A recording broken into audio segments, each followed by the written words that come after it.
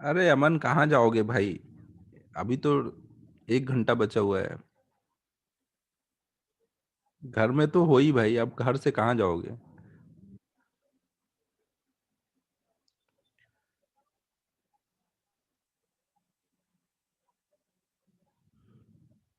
तो देखो हम लोग क्या कर रहे हैं।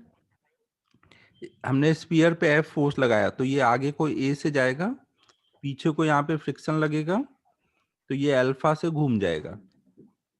इसको ऐसे बनाते हैं, ये अल्फा से ऐसे घूम जाएगा। तो हम लोग एक तो ट्रांसलेशनल इक्वेशन लिखेंगे, वो क्या हो जाएगा, F minus F equal to M into A. Rotational equation लिखेंगे, F into R equal to I alpha. और पॉइंट ऑफ कांटेक्ट की इक्वेशन, A minus R alpha equal to 0 ना। फिर इनको हम वैसे ही सॉल्व करेंगे जैसे लास्ट टाइम किया था, तो ए की वैल्यू आ जाएगी एफ अपॉन में M plus I by R square ना। सॉलिड स्पीयर है तो वैल्यू डाल देंगे आई की। सॉलिड स्पीयर के लिए कितना रहता है, 2/5 एम आर स्क्वायर अपॉन में आर स्क्वायर। तो ये आर आर कट गया, 5f/7m ए की वैल्यू आ गई। ए आ गया तो ए की वैल्यू हम इधर रख देंगे, तो फ्रिक्शन फोर्स की वैल्यू आ जाएगी 2f/7m।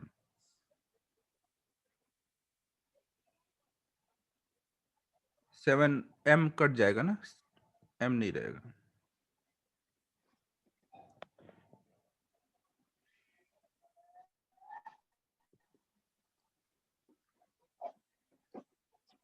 अबे श्रेयस, तो क्या था और तुझे क्या लग रहा था? लिखा तो था सॉलिड स्पीयर।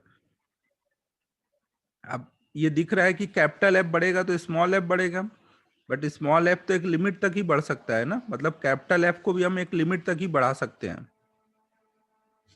है कि नहीं ना। कैपिटल एफ बढ़ेगा तो स्मॉल एफ भी बढ़ेगा, तो इसलिए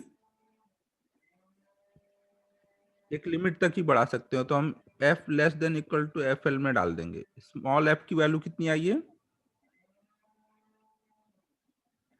अबे डिस्क की लेके 4-5 बार सॉल्व करेंगे तो क्या फायदा होगा बता।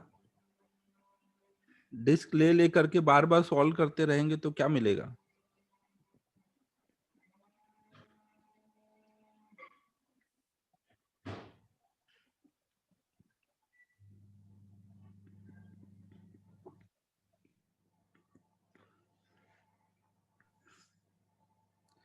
तो इससे हमें कैपिटल एफ की मैक्सिमम वैल्यू मिल गई 7 μmg/2।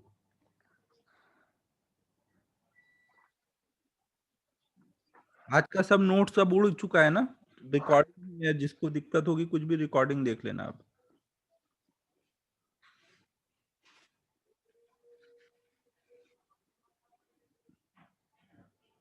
सब उड़ गया का क्या मतलब है श्रेयस?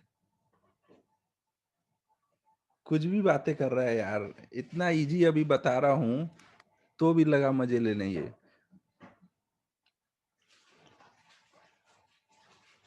चवन भी देखो फुल क्वेश्चन सॉल्व करने में लगा हुआ है।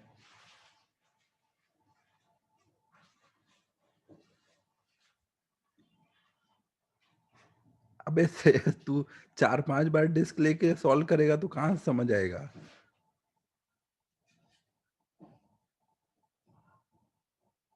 तुझे अभी इतना ही नहीं समझ आ रहा है कि स्पीयर चल रहा है डिस्क, तो तू समझेगा क्या?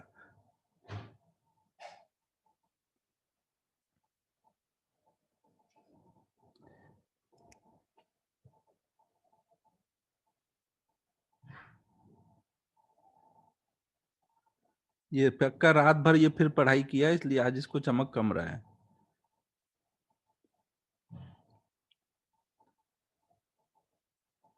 श्रेयस बता कहाँ पे डाउट है? श्रेयस डाउट बता।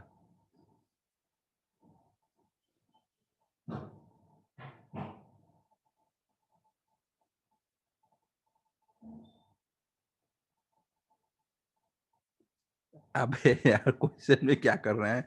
मैंने पहले ही बोल दिया कि कोई भी क्वेश्चन होगा इसके 3 काम करने हैं, translational equation, rotational equation, point of contact की इक्वेशन। 3 इक्वेशन लिखनी है, आगे सॉल्विंग है। अब इसमें क्या बताऊं मैं? 3 इक्वेशन लिखनी है बार बार। हाँ, ये रामबाण है यहाँ का। अब श्रेयस को समझ आ जाएगा, श्रेयस रामबाण समझ जाता है तुरंत।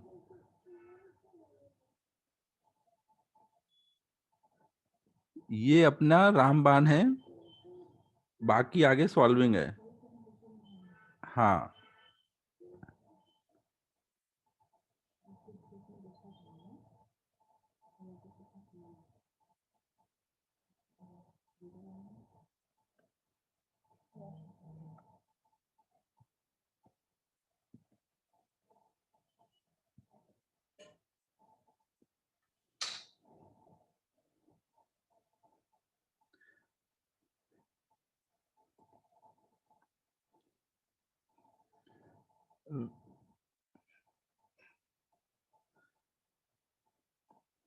अबे तुम लोग कुछ भी बातें शुरू कर देते हो।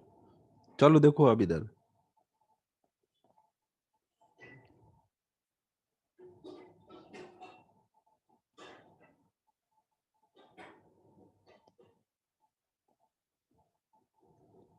अब देखो हम लोग थोड़ा सा प्रॉब्लम का लेवल बढ़ाएंगे, और मान लो सॉलिड स्फीयर लिया हमने। पहले तो श्रेयस को फिर से बता दूं, श्रेयस देखो ये सॉलिड स्फीयर है, एस एस ना, सॉलिड स्फीयर है ये।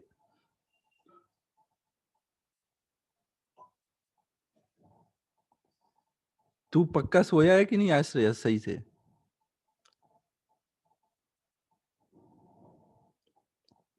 तू एक तो रोज आजकल साइकिल चला के आता है वहां से, इंदिरा नगर से यहाँ तक, तो पक्का थक जाता होगा, फिर जाके सोता कम होगा, तो यही दिक्कतें चल रही हैं। थोड़ा सो अच्छे से।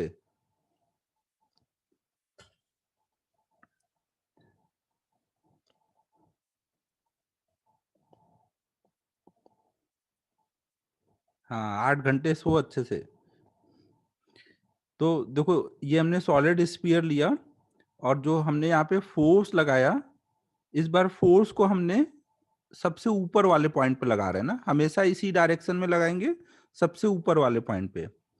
अब वो कैसे हमेशा लगाएंगे, वो हमारा टैलेंट है, वो हम लोग लगा लेंगे।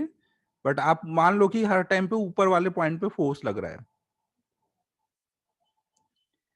तो आपको बताना है कि अब इसका एक्सलरेशन कितना आएगा।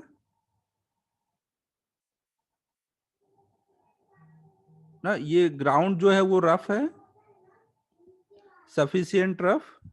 हाँ, रोलिंग होगी ना, जब तक मैं स्लिपिंग नहीं बोलूंगा तब तक आपको रोलिंग ही करना है ना। तो आपको बताना है कि ए कितना आएगा, और यहाँ पे स्मॉल एफ की वैल्यू कितनी आएगी।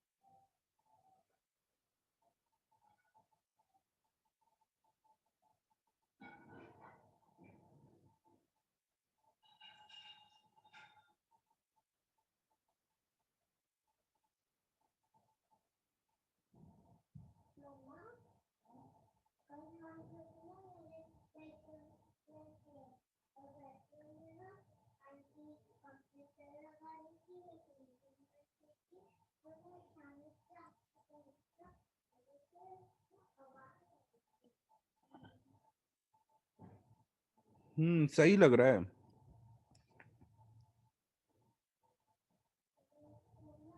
सच में सही लग रहा है श्रेयस, ये चेक करना पड़ेगा, तेरा सही नहीं लग रहा मुझे।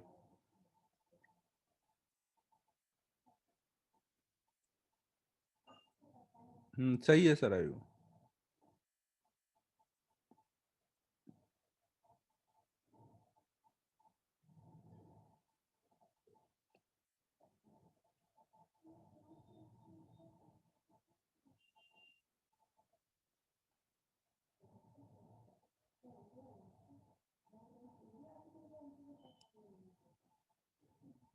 सॉल्व किया जाए।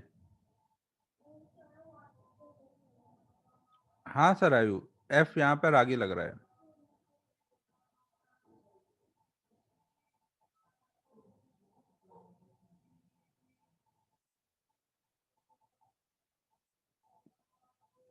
हाँ सलोनी, इसमें बस टॉर्क की इक्वेशन चेंज हो जाएगी।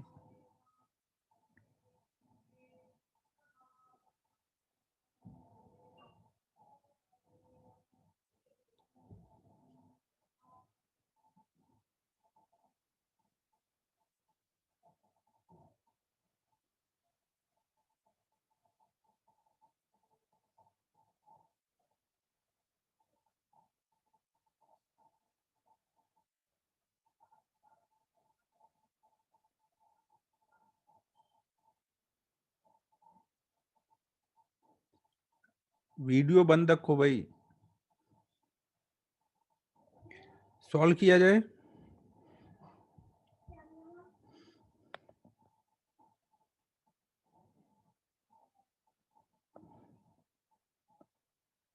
देखो, जब हम इसमें इसको आगे को मूव कराएंगे तो ये जो कैपिटल एफ है ये केवल इसको आगे को ट्रांसलेट नहीं कराएगा, ये इसको क्या होगा, रोटेट भी कराएगा। इस ना कैपिटल एफ जब यहां लगेगा तो ऐसे रोटेट भी कराएगा और आगे को भी ले जाएगा। तो इस कैपिटल एफ की वजह से ये रोटेट भी कर रहा है और आगे भी जा रहा है। तो ये जो पॉइंट है अब ये हो सकता है आगे जाए या पीछे जाए, दोनों पॉसिबिलिटी है ना। तो उसके अकॉर्डिंग ग्राउंड जो होगा इसको रोकने के लिए फ्रिक्शन लगाएगा। ठीक है, लेकिन आपको अभी नहीं पता कि ये पॉइंट आगे जा रहा है या पीछे जा रहा है, तो आप कोई भी एक डायरेक्शन में मान के सॉल्व कर दो। अगर आप गलत फ्रिक्शन का डायरेक्शन मानोगे तो फ्रिक्शन उससे निगेटिव आ जाएगा ना, बट क्वेश्चन में कुछ उससे रॉन्ग नहीं होगा ना। फ्रिक्शन फोर्स निगेटिव आने का मतलब है उसका डायरेक्शन चेंज कर दो। तो यहाँ पे हम क्या मानेंगे कि इस पे पीछे को फ्रिक्शन लग रहा है ना, आगे को ये ए से जा रहा है और अल्फा से घूम रहा है। अब हम तीन इक्वेशन लिख देंगे। तीन इक्वेशन कौन कौन सी, translational equation. Mass M, radius R है ना, कल्पेश रेडियस है ना ये आर। तो हम क्या लिखेंगे यहाँ पे, ट्रांसलेशनल इक्वेशन क्या हो जाएगी, capital F minus small F ना, capital F minus small F equal to M into A. दूसरी रोटेशनल इक्वेशन, अब रोटेशनल जब लिखोगे सेंटर ऑफ मास के अबाउट तो कैपिटल एफ का भी टॉर्क आ रहा है, स्मॉल एफ का भी आ रहा है ना, दोनों का टॉर्क एक ही डायरेक्शन में घुमा रहा है ना, कैपिटल एफ का भी क्लॉकवाइज, स्मॉल एफ का भी क्लॉकवाइज। तो क्या हो जाएगा, capital F into R plus small F into R. Bhavesh couple नहीं है, कपल तब होगा जब दोनों फोर्स इक्वल होंगे, एंटी पैरेलल और इक्वल होंगे ना। यहाँ पे एंटी पैरेलल है बट इक्वल नहीं है, पता नहीं हमें ना अभी इक्वल है कि नहीं। आई इंटू अल्फा,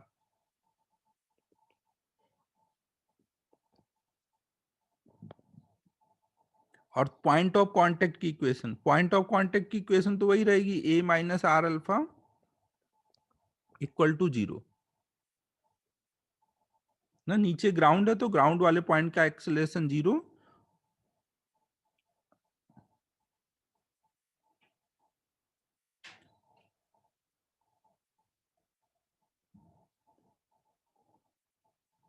कल्पेश तुझे क्या लग रहा है एस एस मतलब क्या होगा, एनी गेस।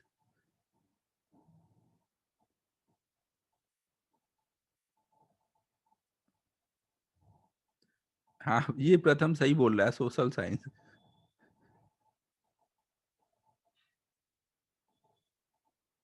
अबे 4 बार बताया था एस एस मतलब सॉलिड स्फीयर है, और स्पेशली श्रेयस के लिए लिखा था एस एस।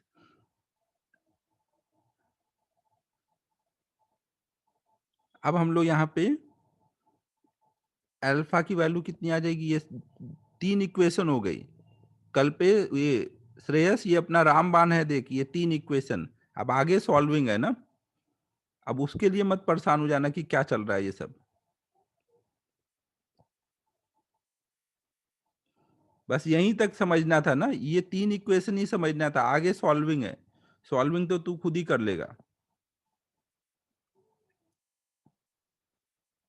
ए की वैल्यू, अल्फा की वैल्यू ए बाई आर हम यहाँ डालेंगे ना सेकेंड इक्वेशन में, और इधर से आर कॉमन कर लेंगे, तो हम बोल सकते हैं कि इक्वेशन 2 और 3 से capital F plus small F equal to I A by R square. देखो ये लास्ट प्रॉब्लम है जिसमें मैं इक्वेशन सॉल्व कर रहा हूँ ना, इसके आगे से जो भी प्रॉब्लम होंगे बस उसमें ये रामबाण लिख दूंगा ना, सॉल्विंग आप खुद से कर लेना। एफ प्लस एफ, आई की वैल्यू डाल दो ना, आई कितना हो जाएगा, सॉलिड स्फीयर है तो 2/5 mr square into A by R square, तो आ गया F plus F equal to 2/5 ma ना। ये फोर्थ इक्वेशन है, फोर्थ इक्वेशन तो सॉल्विंग से आई है ना, इक्वेशन मेनली यहाँ 3 ही है, अब हम फर्स्ट और फोर्थ को ऐड करेंगे तो उससे हमें ए मिल जाएगा। एक मिनट,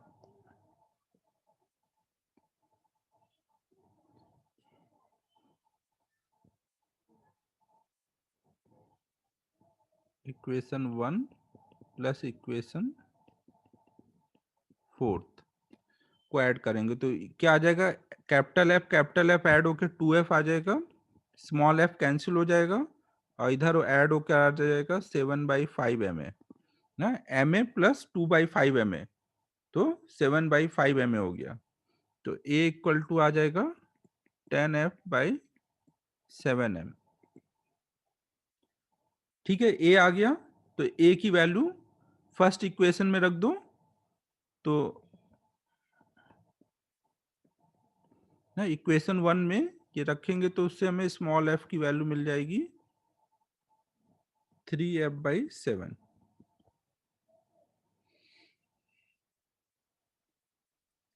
और ये 1 मिनट रख के करते हैं ना, माइनस में दिखाना है ना, यहाँ रखेंगे तो क्या आ जाएगा, f minus F equal to m into A कितना है 10f/7m।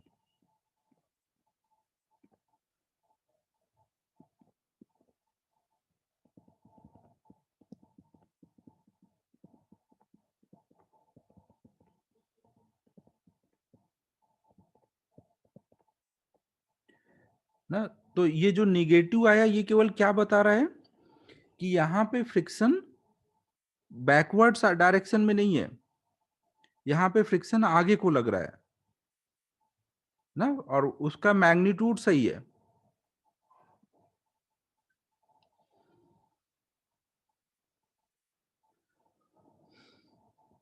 हाँ, यहाँ पे एफ आगे के डायरेक्शन में है। भावेश धैर्य, अभी बताऊंगा क्यों आगे को है ना। बहुत लोगों को लग रहा होगा कि कैसे ऐसे जादू हो रहा है, कैपिटल एफ भी आगे लग रहा है और फ्रिक्शन भी आगे ही लग रहा है, सब आगे ही लगता जा रहा है, क्या चल रहा है ये सब जिंदगी में। अब अभी तक तो अपन यही सोचते थे कैपिटल एफ आगे फ्रिक्शन पीछे।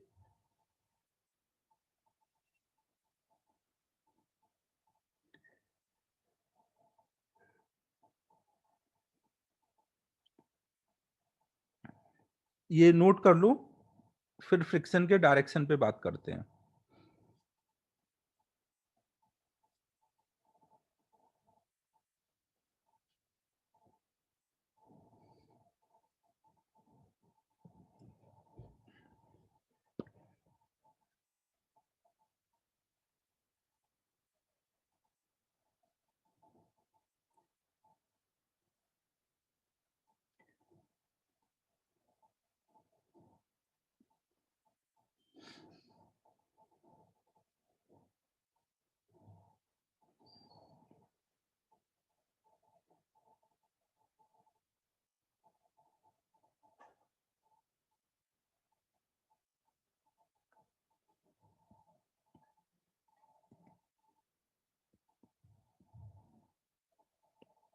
तो अब देखो हम लोग नेक्स्ट पॉइंट समझने जा रहे हैं कि फ्रिक्शन फोर्स का डायरेक्शन किधर होता है, वो हमें कैसे समझ आएगा और क्यों ये ऐसे चेंज हो रहा है ना। तो हम लोग नेक्स्ट अब समझ रहे हैं हाउ टू फाइंड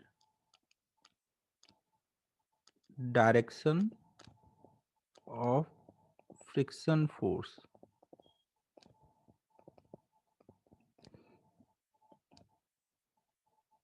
देखो फ्रिक्शन फोर्स किधर लग रहा है, इसके लिए एक तो तरीका आपके पास है कि आप पूरा सॉल्व करो। सॉल्व करके अगर फ्रिक्शन जिधर आप प्लस में आया है तो मतलब जिधर आपने माना वही है, माइनस में आया है तो जिधर आपने माना है उसका अपोजिट है। एक तो ये तरीका है फ्रिक्शन फोर्स का डायरेक्शन निकालने का। दूसरा तरीका है अब जो है यहाँ पे हम लोग डिस्कस करेंगे, क्योंकि कई बार क्या होगा आपको ऑब्जेक्टिव प्रॉब्लम में केवल डायरेक्शन पूछा जाएगा। अब केवल डायरेक्शन निकालने के लिए इतना हम सॉल्व करने की जरूरत है नहीं, तो केवल डायरेक्शन निकालने के लिए यहाँ पे हम शॉर्टकट देख लेंगे और यहीं पे हम ये भी समझ लेंगे कि क्यों फ्रिक्शन आगे या पीछे को लगता है।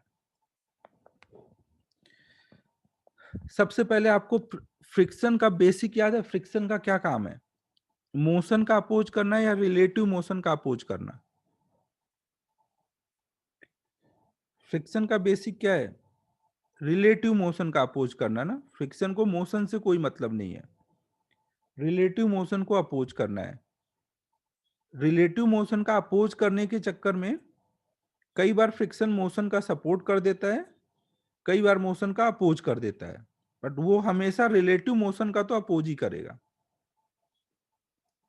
अब देखो, जैसे अगर आपने एक स्पीयर लिया और उसके सेंटर पे फोर्स लगाया, सेंटर पे फोर्स लगाने पे केवल ये क्या करना चाह रहा है? केवल आगे जाना चाह रहा है ना। तो ये पॉइंट अभी किधर जाना चाह रहा है? आगे को जाना चाह रहा है। तो ग्राउंड जो होगा उसके लिए ये आगे ऊपर वाला पॉइंट क्या है? ये वाला पॉइंट ग्राउंड वाले पॉइंट के रिस्पेक्ट में क्या कर रहा है? आगे को जा रहा है। तो फ्रिक्शन क्या करेगा? अगर इसके रिस्पेक्ट में ये पॉइंट आगे जा रहा है तो ये पॉइंट इस पे फ्रिक्शन किधर को लगाएगा? पीछे को ही लगाएगा ना, क्योंकि उसके लिए रिलेटिव मोशन आगे को हो रहा है, तो फ्रिक्शन पीछे को लगाएगा। लेकिन अगर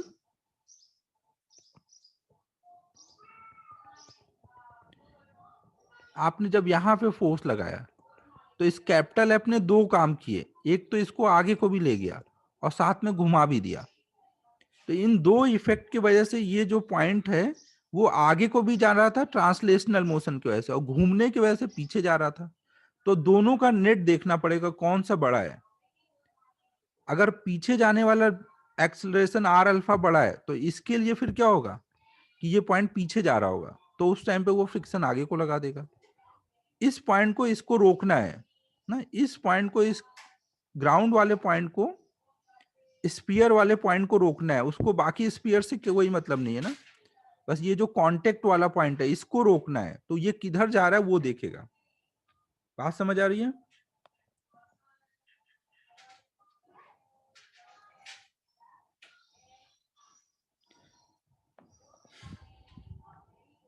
अब देखो यहां पर कैपिटल एफ कितना घुमाएगा वो डिपेंड करेगा वो कितना हाइट पे लग रहा है ना। अगर ये कैपिटल एफ को थोड़ा बीच में लगाओ कहीं और हाइट पर तो वो कम घुमाएगा, जितना ऊपर जाओगे उतना ज्यादा घुमाएगा ना, है कि नहीं? तो कैपिटल एफ कितनी हाइट पे लग रहा है उसको देख करके हम डिसाइड करते हैं कि फ्रिक्शन किधर होगा। तो हम लोग अब एक जनरल फॉर्मूला बनाएंगे। हम लोग मान लेते हैं कि मान लो कोई सिचुएशन है जिसमें कोई ऐसे बॉडी है ग्राउंड पे, ग्राउंड से हमने ऊपर दिखाया है समझने के लिए, ग्राउंड पे रखा हुआ है और सेंटर से एच हाइट पे हमने एफ लगाया है। अभी हमें बस फ्रिक्शन का डायरेक्शन चाहिए ना, तो उसके लिए अभी हम केवल कैपिटल एफ का इफेक्ट देखेंगे कि क्या हो रहा है ना। केवल कैपिटल एफ की वजह से क्या हो रहा है? कैपिटल एफ की वजह से क्या हो रहा होगा? एक तो ये पॉइंट आगे को जाना चाहेगा, कितने एक्सेलरेशन से? F by M. अभी हमें केवल कैपिटल एफ का इफेक्ट देखना है ना, फ्रिक्शन का इफेक्ट उसके बाद आएगा। अभी हम नेट इफेक्ट नहीं देख रहे हैं ना, ये नेट एक्सेलरेशन नहीं है, ध्यान रखना ना। केवल कैपिटल एफ की वजह से क्या होगा? कैपिटल एफ की वजह से पूरी बॉडी क्या होगी? आगे को जाना चाहेगी और साथ में अल्फा से घूमना चाहेगी। तो जब ये सेंटर आगे को ए से जाना चाहेगा तो हर पॉइंट आगे को ए से जाना चाहेगा, और अगर ये अल्फा से घूम रहा है तो हर पॉइंट आर अल्फा से रोटेट होना चाहेगा, मतलब ट्रांसलेट होगा ना। अभी केवल हम लोग कैपिटल एफ का इफेक्ट देख रहे हैं ना, क्योंकि उसके इफेक्ट के बाद ही डिसाइड हो पाएगा कि फ्रिक्शन किधर आएगा।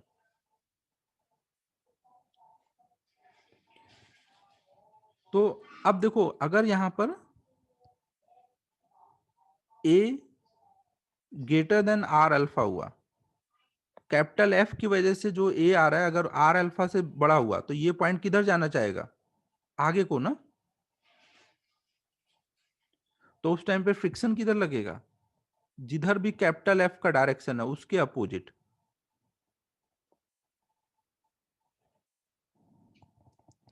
अब ए की वैल्यू क्या बोलोगे, एफ बाई एम। अभी केवल हम कैपिटल एफ का इफेक्ट देख रहे हैं ना, अभी फ्रिक्शन नहीं लगा है। कैपिटल एफ के लगते क्या क्या हुआ, और अल्फा कितना बोलोगे, टॉर्क कितना लग रहा है कैपिटल एफ का, F into H. Torque upon में आए ना, अल्फा को लिख सकते हैं ना, torque equal to I alpha से टॉर्क अपॉन में आए।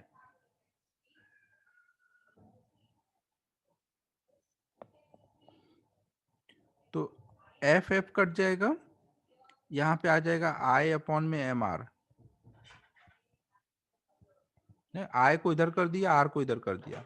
मतलब अगर आपकी height I upon M are से कम होगी ना, अगर हाइट कम होगी आई अपॉन एम आर से, तो ए ज्यादा होगा, मतलब ट्रांसलेशनल वाला इफेक्ट ज्यादा आएगा कैपिटल एफ का। अगर ट्रांसलेशनल इफेक्ट ज्यादा आएगा तो फ्रिक्शन उसके अपोजिट लगेगा।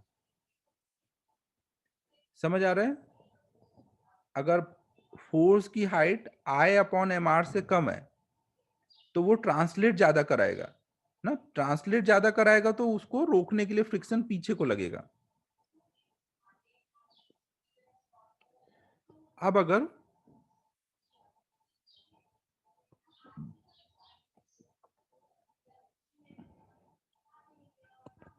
मान लो ए लेस देन आर अल्फा है, अगर ए लेस देन आर अल्फा होगा तो क्या होगा, आर अल्फा ज्यादा है तो इसके लिए ये पॉइंट पीछे जाना चाह रहा है, तो उस टाइम पे क्या होगा, जिधर कैपिटल एफ होगा उधर कोई स्मॉल एफ लगता दिखेगा।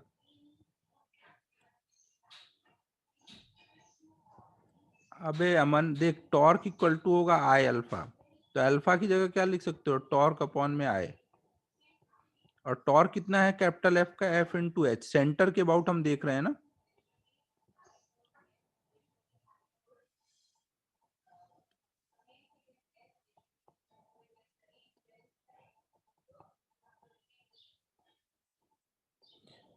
अब देखो ए की वैल्यू फिर से वही डाल दो, एफ अपॉन में एम, और अल्फा की value F into H upon में आई।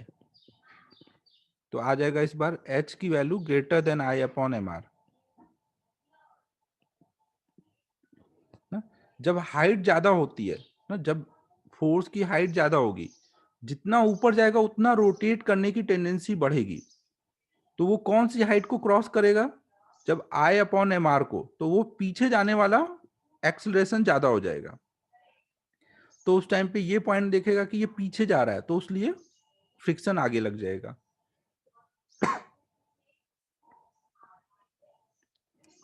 ठीक है। और अगर ए इक्वल टू आर अल्फा आ गया, ये ए और अल्फा ध्यान रखना, फाइनल ए और अल्फा नहीं है ना, केवल कैपिटल एफ की वजह से है। तो उस केस में क्या होगा, फ्रिक्शन फोर्स जीरो आएगा ना, क्योंकि इसके लिए फिर ना तो पॉइंट आगे जाना चाह रहा है ना पीछे जाना चाह रहा है। मतलब ए की value F by M equal to R into F H by आई।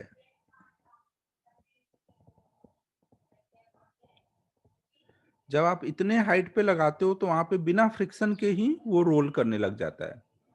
अगर height I upon M are के इक्वल है तो बिना फ्रिक्शन के वो रोल कर जाएगा। समझ आ रहा है मैं क्या बोल रहा हूं।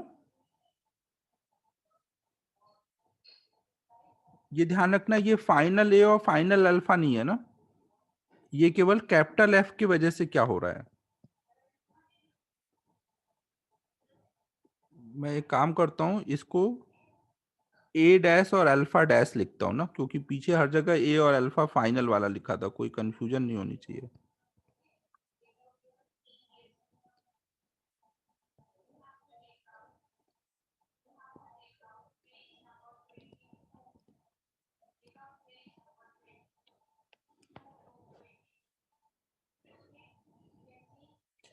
तो देखो वैसे क्वेश्चन सॉल्विंग के लिए आपको कोई जरूरत नहीं है कि फ्रिक्शन किधर है ये पता हो ना, आपको जो समझ आए वैसा लेकर के सॉल्व कर दो। गलत लोगे तो बस वो माइनस में आ जाएगा ना, आंसर उससे गलत नहीं होगा। बट फिर भी ए डैश इसलिए लिखा क्योंकि वो ए और पीछे फाइनल ए को लिख रहा था ना, फाइनल ए और फाइनल अल्फा को ए और अल्फा लिखता था। यहाँ पे ये केवल कैपिटल एफ की वजह से कितना आ रहा है, उसको ए डैश और अल्फा डैश लिखा है।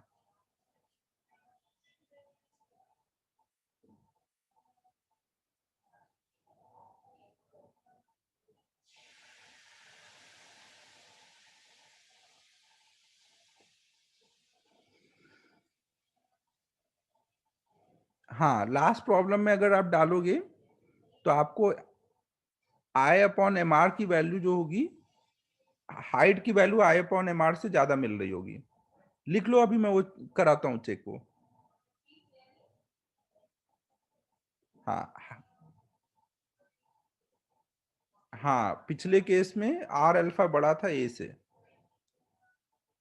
कैपिटल एफ की वजह से केवल जो आर अल्फा आता वो। फाइनल तो फ्रिक्शन हो कैपिटल एफ का मिला के आएगा।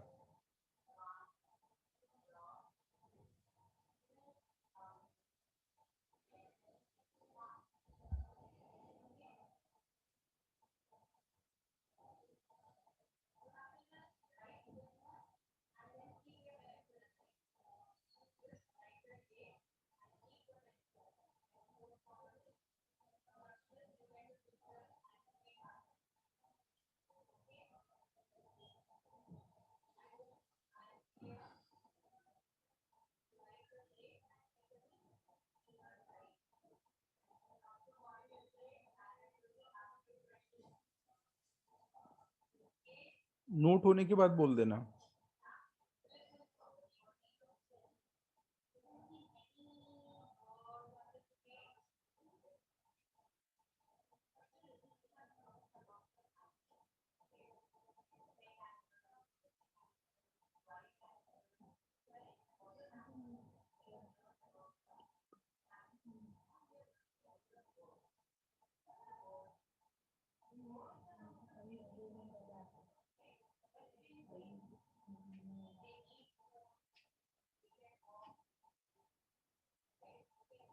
आयुष, लास्ट वाले में ए बराबर आर अल्फा आया है ना, ए डैश बराबर आर अल्फा डैश, तो इसका क्या मतलब हुआ कि ना तो वो आगे जा रहा है ना पीछे जा रहा है।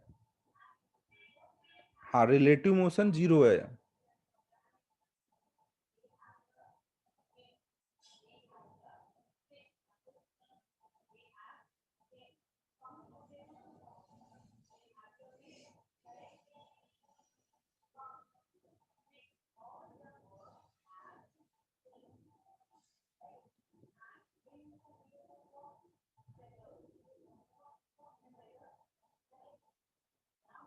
हो गया नोट।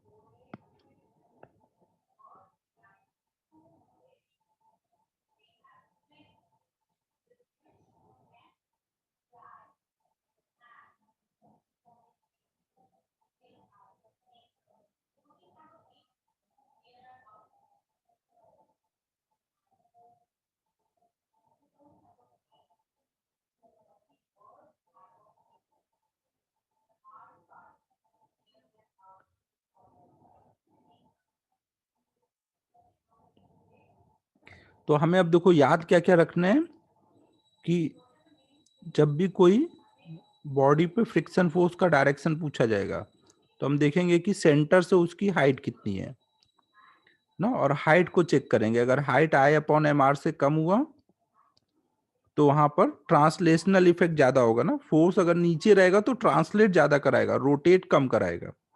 ट्रांसलेट ज्यादा कराएगा तो जिधर कैपिटल एफ होगा उसके अपोजिट फ्रिक्शन लगेगा।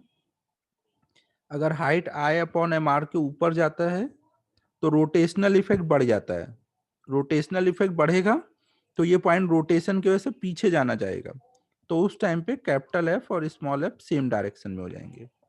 और अगर H equal to I upon M R होगा तो दोनों इफेक्ट एक दूसरे को कैंसिल कर दे रहे हैं ना, ट्रांसलेशनल और रोटेशनल इफेक्ट एक दूसरे को कैंसिल कर दे रहे हैं, तो इसलिए फ्रिक्शन की जरूरत ही नहीं पड़ रही है। ना वो आगे जाना चाह रहा है ना पीछे जाना चाह रहा है ना। ये लास्ट में ये लिख लो समराइज करके फाइनल रिजल्ट।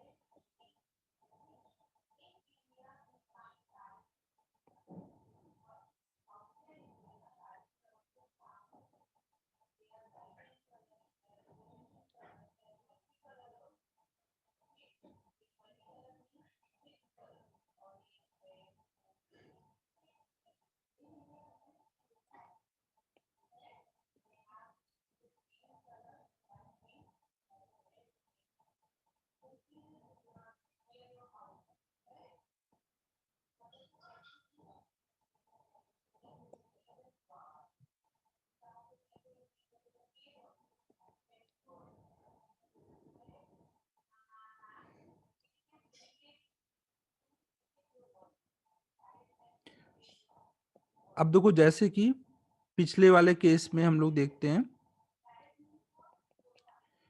जब हमने सॉलिड स्फीयर में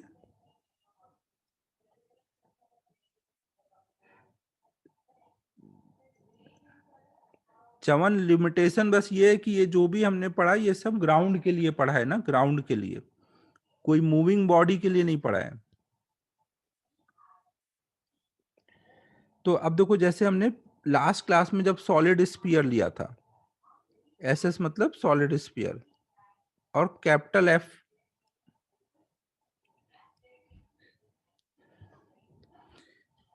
आयुष वो प्योर रोलिंग का यहाँ कोई मतलब नहीं है ना, फ्रिक्शन का डायरेक्शन देख रहे हैं ना, फ्रिक्शन अगर सफिशियंट हुआ तो रोलिंग होगी, डायरेक्शन तो यही रहेगा। सफिशियंट नहीं हुआ तो कम लगेगा, अगर तो रोलिंग स्लिपिंग भी हो जाएगी वहां पर, डायरेक्शन यही रहेगा। तो देखो अब हमने ये देखा कि फ्रिक्शन जैसे इसमें सबसे ऊपर वाले पॉइंट पे लग रहा था, जब सबसे ऊपर वाले पॉइंट पे लगेगा तो हाइट कितना बोलोगे उसकी, फ्रिक्शन फोर्स की, आर ना, यहाँ पे ये कितनी वैल्यू है, आर है हाइट की वैल्यू। फिर आप आई अपॉन में एम आर की वैल्यू निकालोगे। आई किसके अबाउट, हमेशा सेंटर ऑफ मास के अबाउट ना, हिंज नहीं है तो किसके अबाउट घुमाएगा वो, सेंटर ऑफ मास के अबाउट। तो आई की वैल्यू कितनी डालोगे, 2/5 एम आर स्क्वायर अपॉन में एम आर, तो ये कितना आएगा 2/5 आर। तो दिख रहा है कि हाइट जो है आर वो greater than I upon M R है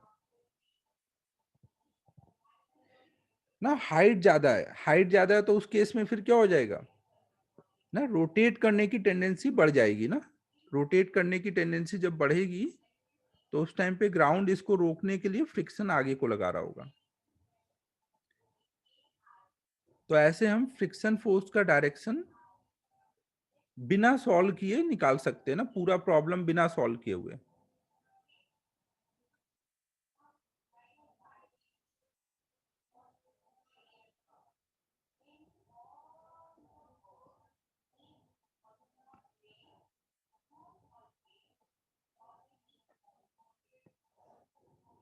ये नोट कर लो, फिर ये एक प्रॉब्लम करो।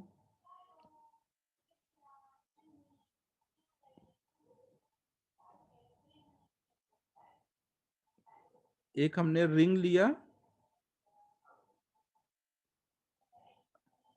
आदित्य पेशेंस, अभी जो सिखाया जा रहा है उस पर फोकस कर, नहीं तो यहाँ पे क्रैश हो जाएगा, पहले भी बताया मैंने तुझे, वैसे ही अपन टेक ऑफ कर ही नहीं रहे हैं।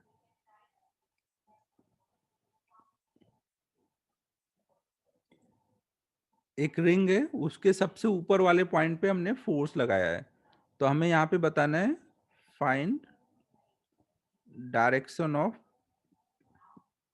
Friction force.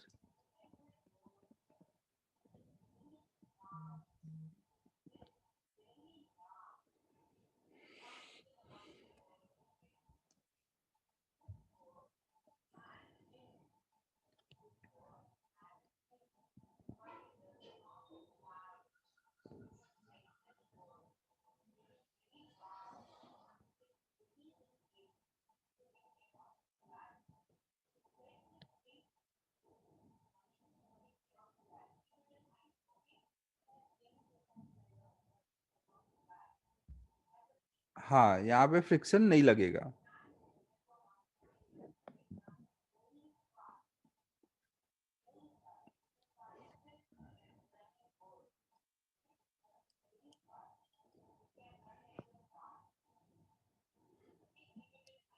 यहाँ पे जब हम हाइट देखेंगे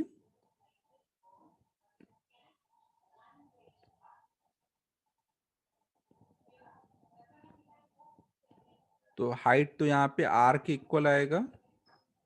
फिर हम लोग आई अपॉन में एम आर की वैल्यू देखेंगे। आई की वैल्यू कितनी आएगी रिंग के लिए, एम आर स्क्वायर अपॉन में एम आर, तो वो आर के इक्वल आया। तो मतलब हाइट जो है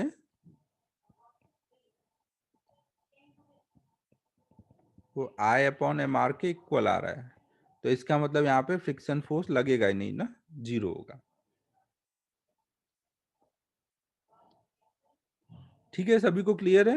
कैपिटल एफ ही केवल इसको रोल करा देगा, मतलब स्मूथ सरफेस पे भी ये रोलिंग कर देगा।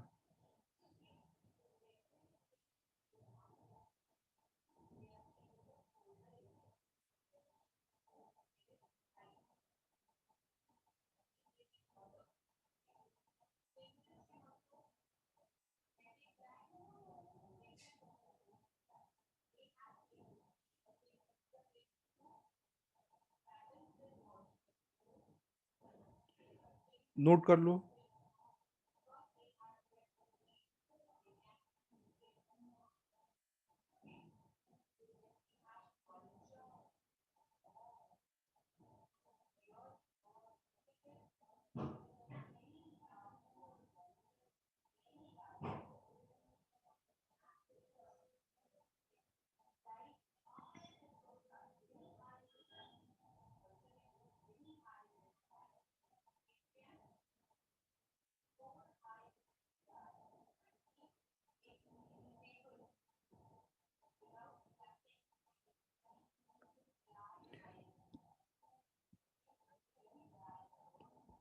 देखो ये जो भी हमने केसेस देखे उन सब में फोर्स सेंटर से ऊपर लग रहा था। अगर कभी भी फोर्स सेंटर से नीचे लगेगा या सेंटर पे लगेगा तो वहां पे क्या होगा? अगर फोर्स सेंटर से नीचे को लग रहा है तो वहां पे फ्रिक्शन फोर्स का डायरेक्शन किधर आएगा?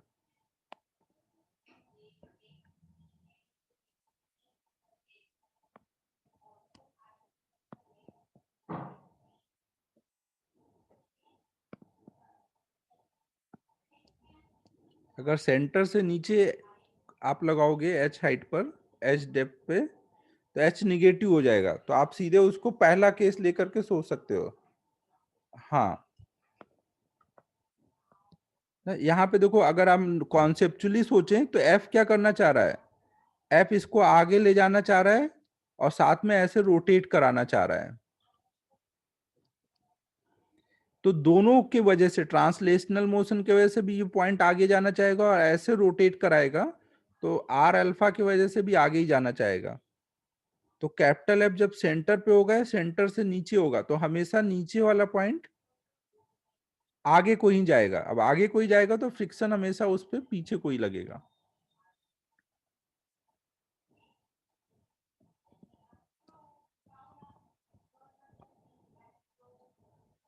ना। तो ये जो हमने पीछे जो भी देखा हुआ है केसेस, वो सब सेंटर से ऊपर के लिए है ना। सेंटर से नीचे वाला केस तो आसान है, उसमें तो हमेशा फ्रिक्शन नीचे कोई लगेगा, पीछे कोई लगेगा।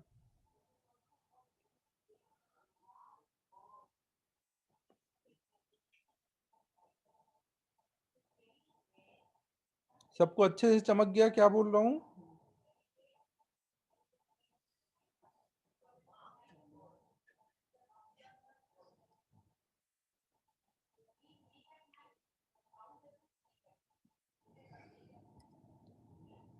सेंटर पे लगेगा तो वहां रोटेशन तो होगा ही नहीं, केवल ट्रांसलेशनल होगा। केवल ट्रांसलेशनल होगा तो भी आगे कोई होगा। इसलिए सेंटर या सेंटर से नीचे के लिए फ्रिक्शन हमेशा बैकवर्ड डायरेक्शन में लगेगा।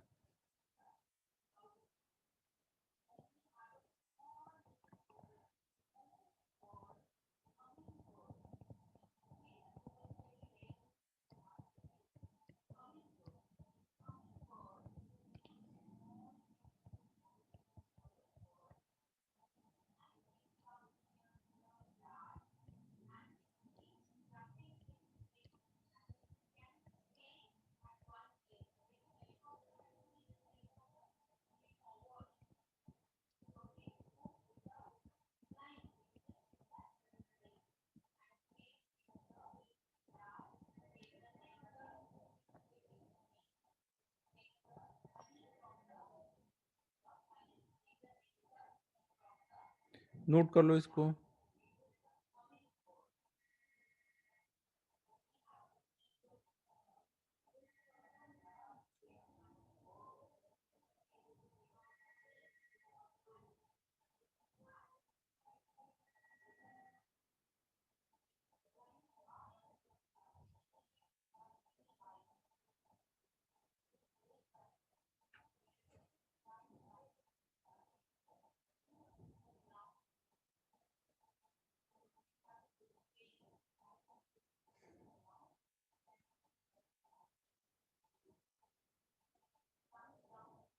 बस अब होमवर्क दूंगा। होमवर्क आज मॉड्यूल से नहीं दे पाऊंगा तो मैं अलग से प्रॉब्लम लिख रहा हूँ, वो करना है आपको।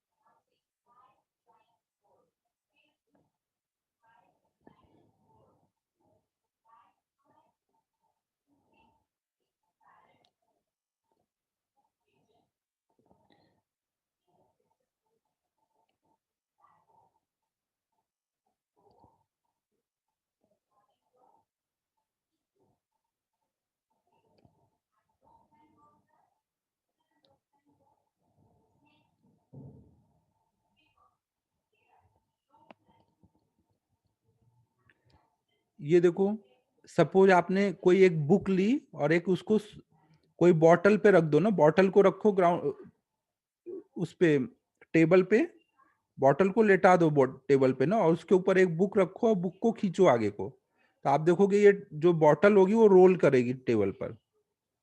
इमेजिन हो पा रहा है सिचुएशन ना? यहाँ पे मैंने एक सॉलिड सिलेंडर लिया है ना, SC, सॉलिड सिलेंडर है ना,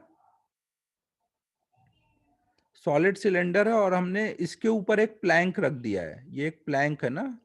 हम लोग साइड व्यू का डायग्राम बना रहे हैं। साइड व्यू से देखोगे तो बस बॉटल का ये सर्कल दिखेगा, और बुक का साइड से बस ऐसा दिखेगा। और इस पे हमने कैपिटल F फोर्स लगाया। इसका मास कुछ m है, इसका भी मास m ही ले लेते हैं।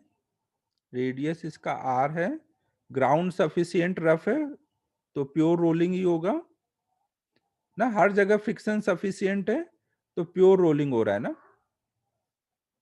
No slipping at any point of contact. तो हमें बताना है कि जब हम इस पे कैपिटल F लगाएंगे तो प्लैंक कितने एक्सेलरेशन से आगे जाएगा और सिलेंडर कितने एक्सेलरेशन से आगे जाएगा। A1 और A2 की वैल्यू। ठीक है, समझ आया क्वेश्चन क्या है?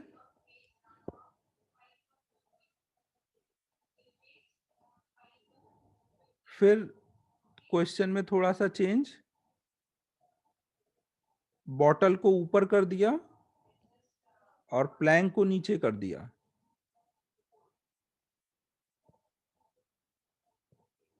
और इन सबको ग्राउंड पे रख दिया।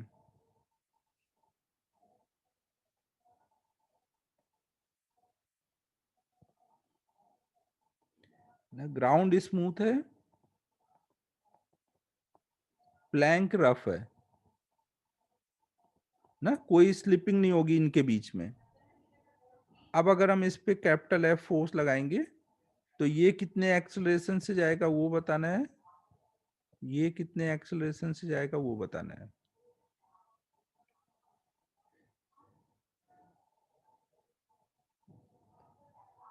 एक लास्ट प्रॉब्लम और,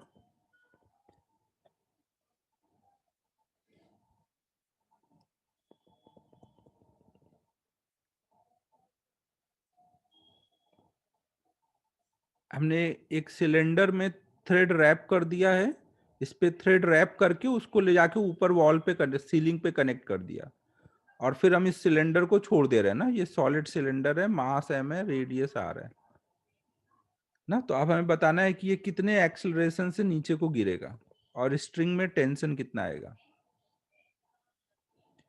A1 प्लैंक का एक्सेलरेशन है, A2 सिलेंडर का एक्सेलरेशन है, यहाँ पे भी सॉलिड सिलेंडर है। A1 प्लैंक का है, A2 सिलेंडर का है।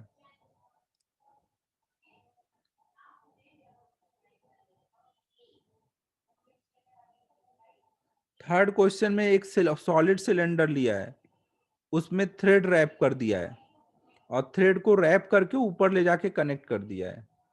अब हम जब इस सिलेंडर को छोड़ेंगे तो क्या होगा, ये अनरैप होगा और नीचे गिरेगा ना, कहीं कोई स्लिपिंग नहीं होगी ना, प्योर रोलिंग हो रही है। तो कितने एक्सेलरेशन से नीचे आएगा ये निकालना है।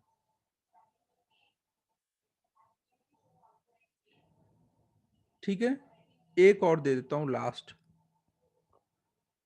ये आपको सोच लेना है, आए या नहीं आए उससे कोई मतलब नहीं है, ये सब मुझे क्लास में कराने हैं ना, तो मैंने आपको अभी दे दे रहा हूं कि एटलीस्ट क्लास में जो सोचने के लिए टाइम देना है वो मेरा बच जाएगा ना। एक और लास्ट कर लेते हैं। मान लो एक इंक्लाइन प्लेन है जिसका इंक्लिनेशन थीटा है और ये सफिशिएंट रफ है, और इस पे हमने अगर एक कोई स्फीयर रख दिया ना, तो ये कितने एक्सेलरेशन से नीचे को जाएगा ये निकालना है ना। ये जब रखोगे इंक्लाइन प्लेन पे तो नीचे जाएगा ना रोल करके ना, बोल दिया गया कि सफिशिएंट रफ है, प्योर रोलिंग ही होगी, तो कितने एक्सेलरेशन से वो नीचे को जाएगा। सिद्धार्थ क्वेश्चन ये है कि एक इंक्लाइन प्लेन पे एक ऐसे हमने सॉलिड स्फीयर लिया है, उसको रख दिया है, तो वो रोल करके नीचे जा रहा है, उसका एक्सेलरेशन निकालना है, प्योर रोलिंग हो रही है।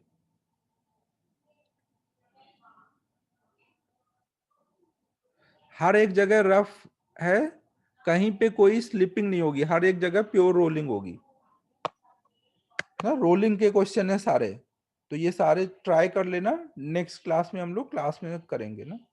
ये आपको ये मत सोचना कि आपको आ ही जाना है ना, क्योंकि ये मैंने ट्राई करने को दिया है, सारे ही अच्छे प्रॉब्लम है, क्लास में हम लोग करेंगे।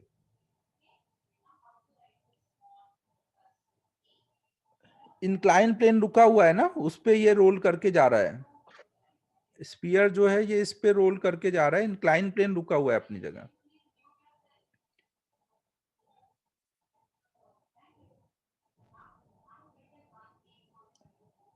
ठीक है बच्चों, फिर अब सोचो, नेक्स्ट क्लास में हम लोग देखते हैं ना। मैं इसमें थोड़ा सा हिंट दे दे रहा हूं, जो ट्रांसलेशनल मोशन करेगा उसके लिए केवल ट्रांसलेशनल इक्वेशन लिखनी होती है, जो रोलिंग मोशन कर रहा है उसके लिए 3 इक्वेशन लिखनी होती है, तीसरी इक्वेशन एक से ज्यादा हो सकती है अगर पॉइंट ऑफ कांटेक्ट एक से ज्यादा है तो।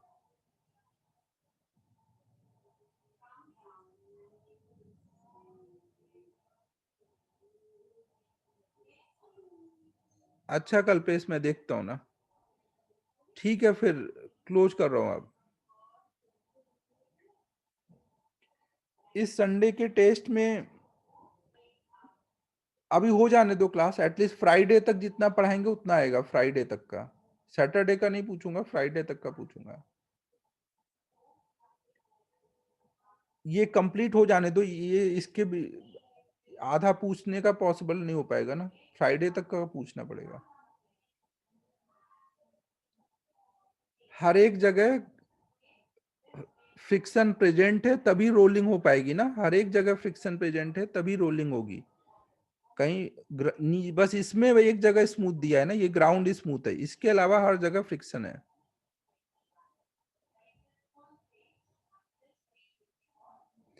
ठीक है, फिर क्लोज कर रहा हूं बच्चों। Bye everyone.